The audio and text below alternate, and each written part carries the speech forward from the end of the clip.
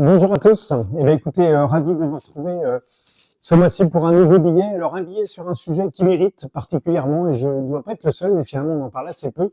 C'est pour moi la nouvelle épidémie des no-shows.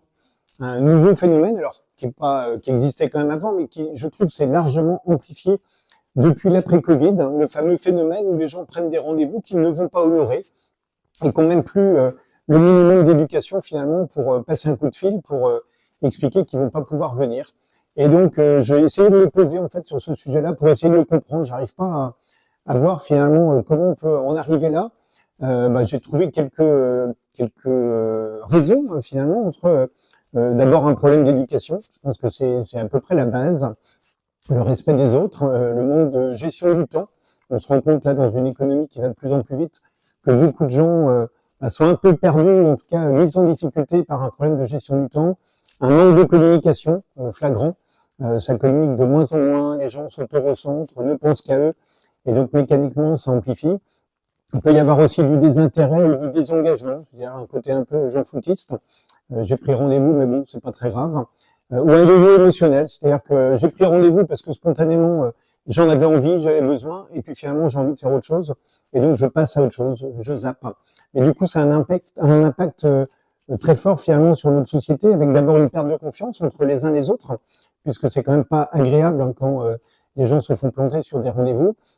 Un impact financier sur les entreprises. Alors nous, on a la chance de ne pas être concernés par ce phénomène-là, et c'est plutôt là dans la consommation globale. Mais en échangeant avec des chefs d'entreprise, je me rends compte que ça arrive aussi dans des métiers souvent de main-d'œuvre, où finalement une partie des équipes ne vient pas, donc le patron est obligé de charger un peu plus ses effectifs en anticipant le fait qu'un certain nombre de collaborateurs ne seront pas présents le matin.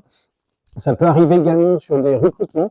Finalement, les gens donnent leur parole, donnent leur engagement, signent la promesse d'embauche et finalement vont pas venir le matin même sans prévenir. Et puis un impact mécaniquement sur le bien-être des autres, tous ceux qui subissent tout ça. Et notamment quand on sait par exemple qu'en France, l'an dernier, c'est 28 millions de rendez-vous médicaux qui n'ont pas été honorés alors qu'on n'arrête pas de parler de déserts médicaux.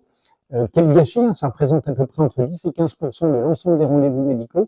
On pourrait déjà régler ce problème-là si déjà chacun respectait un peu plus ses engagements.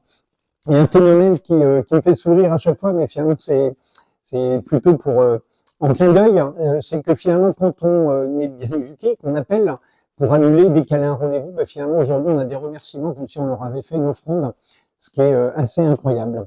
Voilà, je voulais analyser un peu ce phénomène-là, et donc n'hésitez pas à lire le billet qui est en commentaire, à liker, à commenter, à me faire vos retours d'expérience, vos anecdotes également sur ce sujet. C'est ça qui m'intéresse et c'est ça qui nous fait avancer. Merci, à bientôt.